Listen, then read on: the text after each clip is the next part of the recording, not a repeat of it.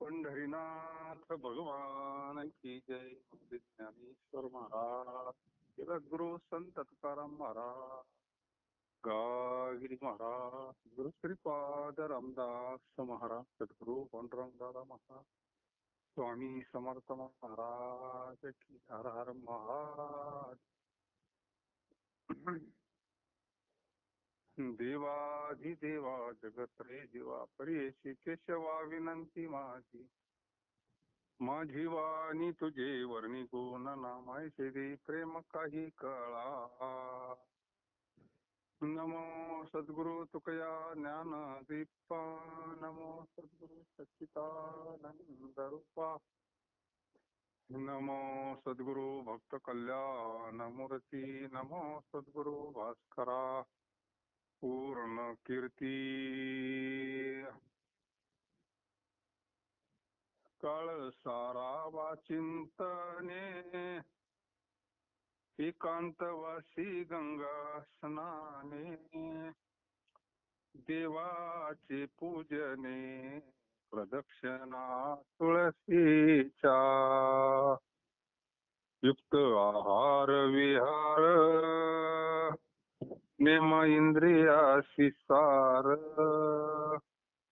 नसावी बासर बहुभाषण, परमार्थ महाधना जोडी देवाचे चरण, व्हावया जतना उपाय हे लाभाचे. देह समर्पिजे देवा भार काहीच न घ्यावा, होईल आघवा तुका माने आनंद.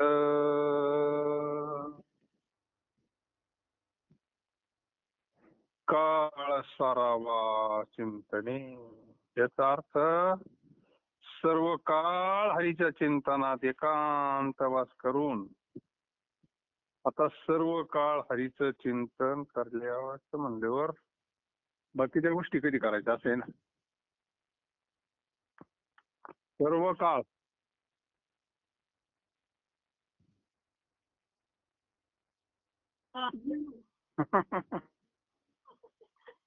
चिंतन करायचं म्हणजे आठवण करायची. हो. तर हे लहान मुलांची आठवण असतीच ना आईला, हो. सगळं काम करीत असताना हो. काही मानती.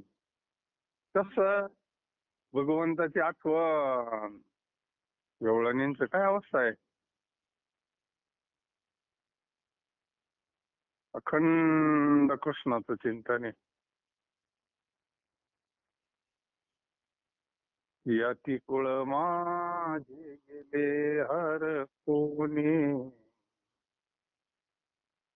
श्रीरंगा वाचून आणूनी, याला म्हणतात सर्व काळ. अष्टभोग भोग नेमाते नाही चाड, भक्ती प्रेम गोड लीन गे माये. ज्यावेळेस ते भक्ती प्रेम अंतःकरणात निर्माण होतं ना, अखंड आठवण राहते. असं आहे. ज्या व्यक्तीबद्दल आपल्याला प्रेम आहे त्याची आठवण कायमच राहते ना.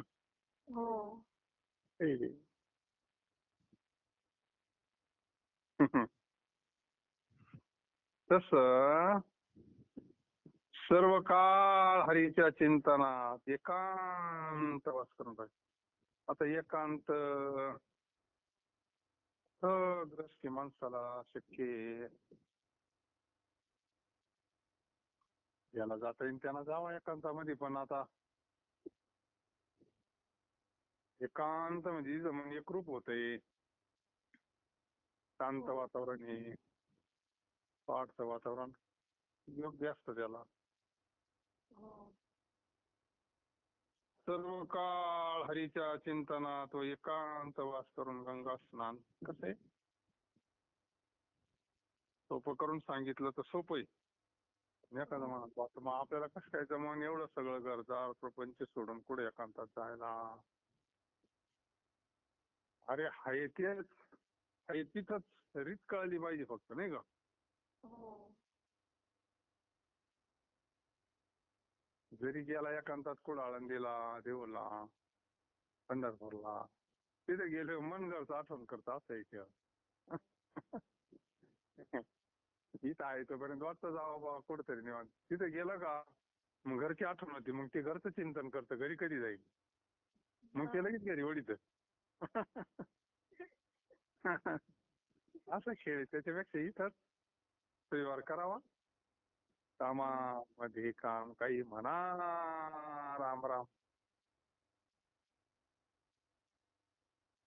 राम वेळोवेळा मी गवळी हे.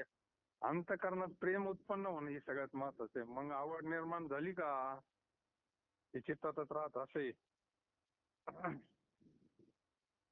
देवाचे पूजन व तुळशीच्या प्रदक्षिणा कराव्या, प्रदक्षिणा घालाव्या तुळशीला. देवाचं पूजन काय जे असेल तसं.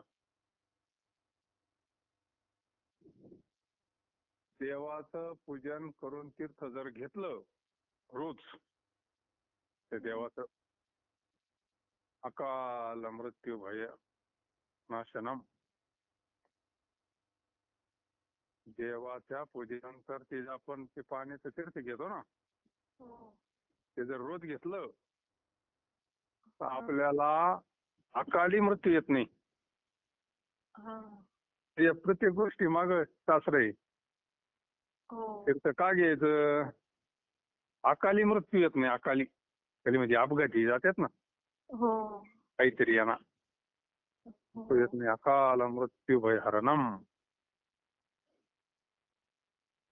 आणि तुळशीच्या प्रदक्षिणा, आता तुळशी पवित्रच आहे. हो.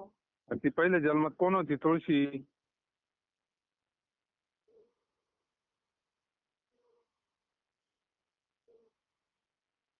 हरिविजय वाचावला ना जन्म. हा, रुंदा.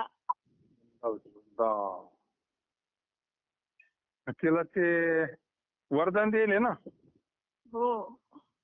त्याच्यामुळं मग तुळशीचं प्रदक्षिणा घाला. पवित्र आहे. विज्ञान दृष्टिकोनातून जरी पाहिलं तर तुळस भारीच आहे. हो. आयुर्वेदिक दृष्टिकोनातून पाहिलं तरी भारीच आहे. पवित्र दृष्टिकोनात मग काय, अति आवडी तुळशी बुक्का तैशी प्रीती करी भोळ्या भाविका. पांडुरंगाला आवडती ती, म्हणून आपला सर्व काळ हरीच्या चिंतनात एकांत वास करून गंगा स्नान. आता गंगा स्नान, तर गंगेची ना आपली कुठं गाठ पडायची? आपली घरचं पाणीच गंगा करून टाकायची, नाही का? आपल्या घरीचे पाणी ते गंगेचंच पाणी आहे. वाचे म्हणता गंगा गंगा, सकळ दोष जाती भंगा, दृष्टी पडता ब्रह्मगिरी, दृष्टी पडता ब्रह्मगिरी. आता 16-17 तारखेला जायचंय.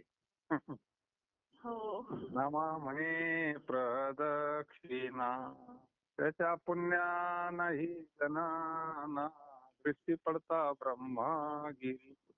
तेव्हा सुट्टी आली आता शनिवार रविवार, त्याच्यामुळे काय कोणाला अडचण नाही आता काही. नाही नाही, सुट्ट्या लागायच्या आता. सुट्ट्या लागल्या शनिवार रविवारी, त्याच्यामुळं काय हो. सर्व काळ हरीच्या चिंतना, तो एकांत वास करून गंगा स्नान, देवाची पूजा ही गंगाची. हो. आपलं जर नामस्मरण असल, भाव असल, आपल्या घरात जे पाणी ते गंगेचंच पाणी आहे. हो. देवाचे पूजन, तुळशीच्या प्रदक्षिणा कराव्या. नियमित आहार असावा. आहार विहार, युक्त आहार विहार नियमित का असावा? आपलं बिघडू नये काही म्हणून. हो. लई खाल्लं तरी बिघडत, उपाशी राहिलं तरी बिघडत मशीन, असं आहे. हा. त्याला जर एकदम मापत दिलं ना व्यवस्थित, मग ते व्यवस्थित चालतंय. आजारी पडायचं कारण हेच, अति खाणे नाही तर मग उपाशी राहणे. डॉक्टरची भरती करणे. त्याच्यापेक्षा युक्त आहार विहार असं ते आयुर्वेदानं सांगितलेलं की नाही का. तसं आयुर्वेदात नाही ना, महिन्यातून एकदा पूर्ण उपवास करायला सांगेल, पण आता आपल्याच्यानं होत नाही.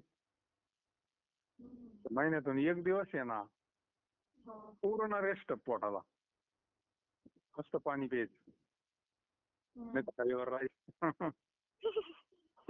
पूर्ण सर्व्हिसिंग होऊन जाते.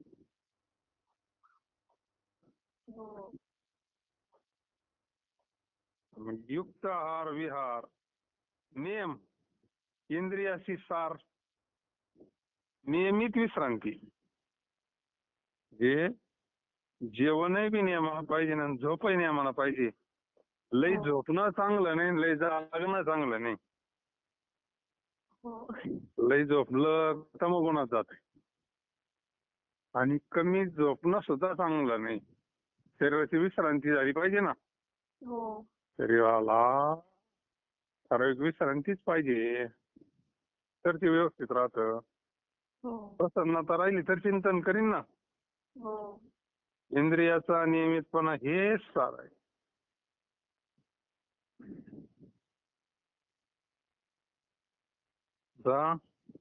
आहार झाला, विश्रांती झाली, झोप नियमित असावी, आणि आता सगळ्यात महत्वाचं बोलणं हे मापत असावं. बहुभाषण नकोय. बरं कार्मिक असलं तर मग जाय ना का बोला ना. देवाचं बोलतोय समजा, नामस्मरण करतोय, भजन करीत असलं तर मग जाय ना का बोला ना. मोकार बोलू नये असं. व्यवहारापुरतं ठीक आहे, आता आपण व्यवहारात ये, पण उगाचच आपले बोगस बडबड करण्यात काय मजा आहे. आणि हे नियम काय सगळ्यांकरता आहे का? सगळ्यांकरता नाहीये. जो भगवंत प्राप्ती करता निघाला त्याच्या करता आहे. तो बरा आहे. हे जे नियम सांगतात हे काय, त्याला आपलं कल्याण करून घ्यायचंय, त्याला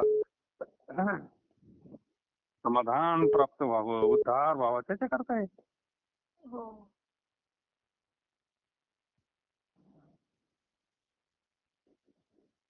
बहुभाष्य नसावं, कामापुरतं बोलणं, नामस्मरण करणं हे मौनामध्ये मोडलं जातं.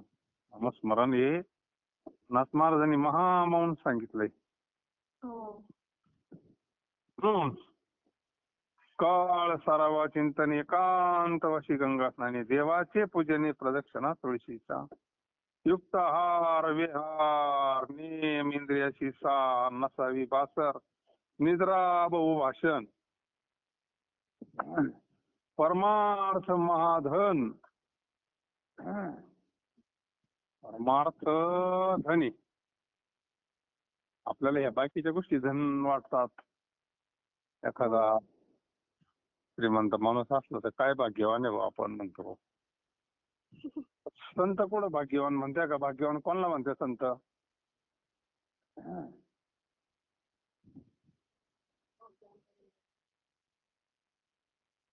भाग्यवंता घरी भजन पूजन. याच्या घरी भजन पूजन तो भाग्यवंत. भाग्यवंत म्हणो जया, शरण गेले पंढरी राया. जो भगवंताला शरण गेला तो भाग्यवान, तो धन्य. पण व्यवहारामध्ये तसं एखादं जर लई देवदेव करतो आणि परिस्थिती गरीब असली तर म्हणतोय का कोणी आलंय भाग्यवानी म्हणून? त्याची खायला पोरगी देते म्हणले, त्याची तर काय खायला खायला आणि खायला नाही का. देव काय आणून देणार आहे का म्हणते. जे आपण बाह्य परिस्थितीला महत्व जास्त देतो. संत म्हणतात मग जगद्गुरु तुकोबा आहे ना, श्रीमंत का म्हणायचं? त्यांनी हे धन कमावलं ना. परमार्थ महाधन.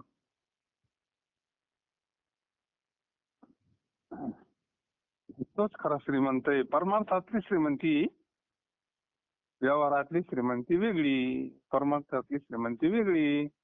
हम्म. एक मग साधू संतांच्याच पाया पडते ना मग पैशावाली सुद्धा. हो. आमदार असतील, खासदार असतील, मंत्री असतील, ते कोणाच्या पाया पडत्या? ते द्यावं लागेल संतांच्या दर्शनाला त्यांना, नाही का? हो. म्हणून परमार्थ महाधन, कारण या बाकीच्या धनाचा नाश होतो. भीती आहे. नाश होतो म्हणजे भीती आहे ना, खर्च होतो. तसं हो. परमार्थामध्ये धन म्हणजे पुण्य, सेवा, त्याचा नाश होत नाही ना. नाही. आणि हे धन बरोबर नेता येत नाही व्यवहारातलं. का नेलंय कोण आतापर्यंत? नाही. नाही. जाताना बा गेला काही कोटी रुपये संघ घेऊन तिकडे स्वर्गामध्ये कुठं, नाही. नाही ना. नाही. व्यवहारच होत नाही. तर गुटा तोडून घेता म्हणतात.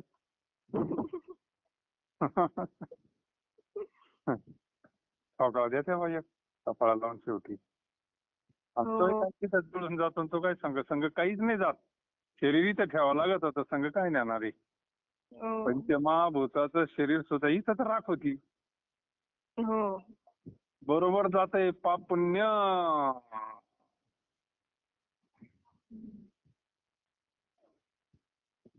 परमार्थ महाजन जोडी देवाचे चरण. त्या धनाना भगवंताशी जोडलं जातं. हो. पुण्य असलं तरच परमार्थ होतो ना. हो. आणि पुण्य असलं तर मग जागा चांगली भेटत. जसं फर्स्ट क्लासचं तिकीट काढायचं जागा चांगली भेटती. हो. ज्याच्याकडे पुण्य आहे त्याला जागा म्हणजे मग स्वर्गात म्हणा, हम्म. ब्रह्मलोकात म्हणा, कैलासात म्हणा, वैकुंठात म्हणा. नाही कुठे मिळाली तर चांगल्या कुटुंबात म्हणा, हो. एखाद्या सात्विक परिवारात म्हणा. आणि ज्याच्याकडे काही नाही त्याला मग चालले गाढवं, कुत्री, मांजरं. हंती ते ना करा होणे गाढव कुतरा, होणे गाढव कुतरा. मग अशी परिस्थिती होती. हो. म्हणून परमार्थ महाधन जोडी देवाचे चरण व्हावया जतनी उपाय लाभाचे हा खरा लावे महालाभ फुकासाठी. माऊलीनं म्हणलंय ना, आत्मलाभासारखे गोमटे काहीच न देखी. सगळ्यात मोठा लागे आत्मलाभ.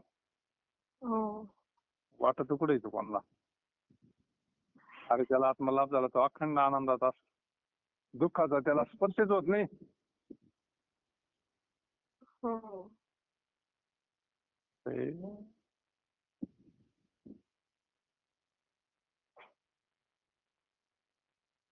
देह समर्पिते देवा. देह देवाला समर्पायचा. कसा समर्पण करायचा?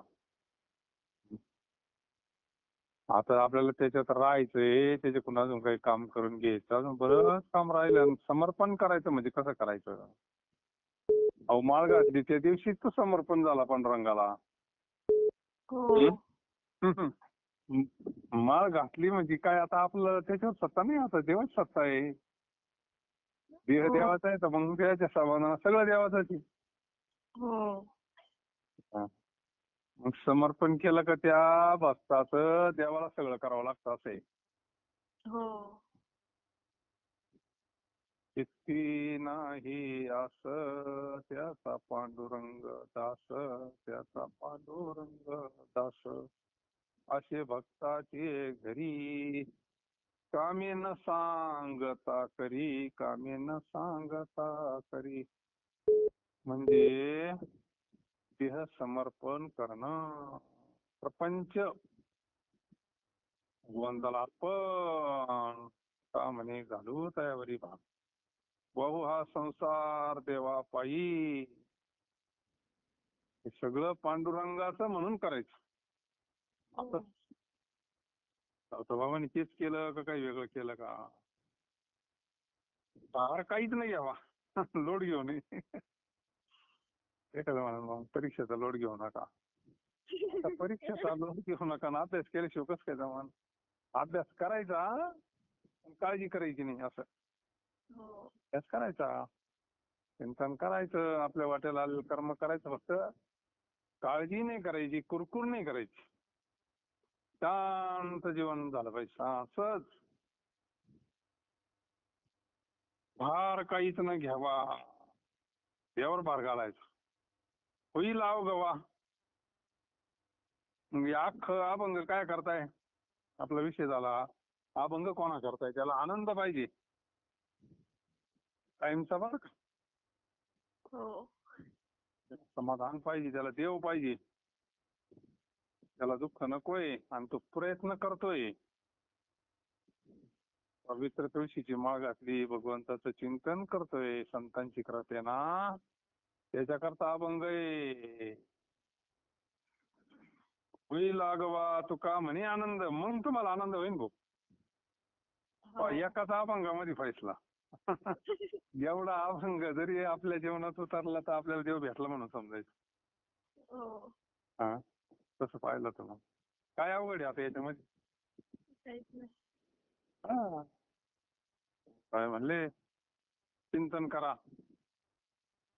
नाही तुम्हाला आता हा एक सोडून द्या भाऊ आमच्या सारखेच, पण मग आता भगिनीला कुठं जाता येत नाही, काही विषय नाही, मग त्यांनी पाठी उठावा, एकांत तासभर चिंतन करावं भारी. आणि बाकीच्या गोष्टी तर मग घरी वाहण्यासारखेच आहे ना. हो देवाचं पूजन त्यांच्याकरता सांगितले, स्वामी काज गुरु भक्ती पितृवचन सेवापती हीच विष्णूची महापूजा. घरचा देव सोडून द्यायचा आणि इकडे हे करायचं असं नाही जमत ते. हा. पती परमेश्वर सांगितलंय ना.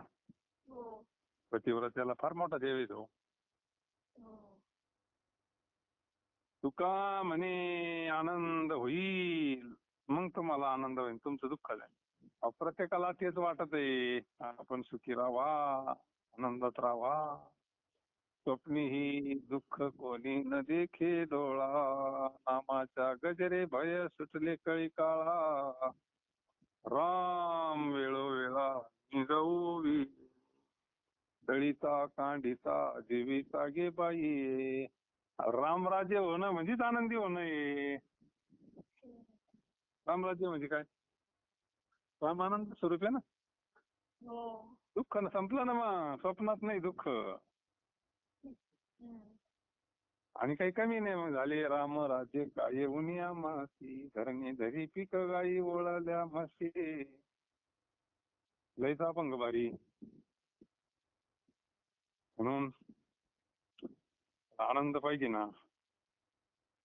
आनंद म्हणजे देव.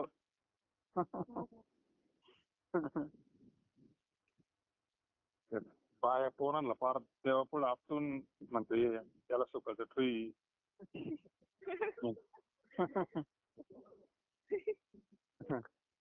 सुखाचं ठेव म्हणजे काय, तो सुखरूपच फक्त तुला माहिती नाही म्हणा, नाही का. तो मूळचा सुखरूप आहे. दुःखाचा त्याचा काही संबंध नाही, पण आपणच त्याला प्रवृत्त करतोय आपण त्याला इकडं मायेमध्ये. काळ सारावा चिंतने कांत वशी गंगा स्नानी. काय मन निवांत झालं का शांत, निवांतच आहे मग, नाही का. हो मन शांत झालं पाहिजे.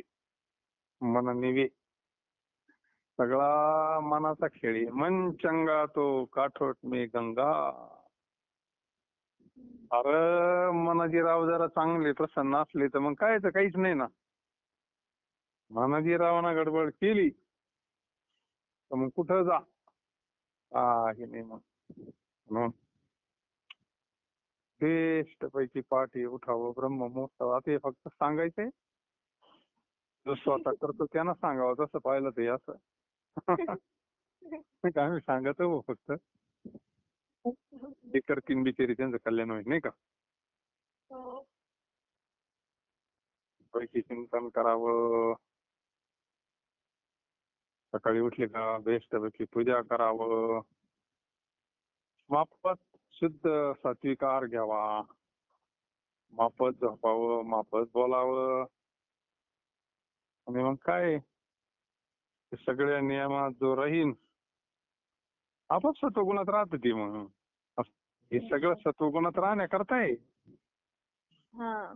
आहार विहार सगळं सगळं सात्विक जीवनात सात्विक ज्याची प्रकृती असते ना मग तिथं ते काम क्रोध लोभ हे त्रास देत नाही ना. तमोगुणी खाल्लं का मग तमोगुणी मग ते त्रास देतात. हो. त्याच्याकरता हे सगळे म्हणून तुकाराम महाराज म्हणजे ज्याला आनंद पाहिजे त्याने हे धन कमावा. हे काही नष्ट होत नाही, खराब होत नाही. याला कोणी लुटून नेत नाही, याचा वाटा कोणी घेत नाही. काय नामस्मरण करावं, चिंता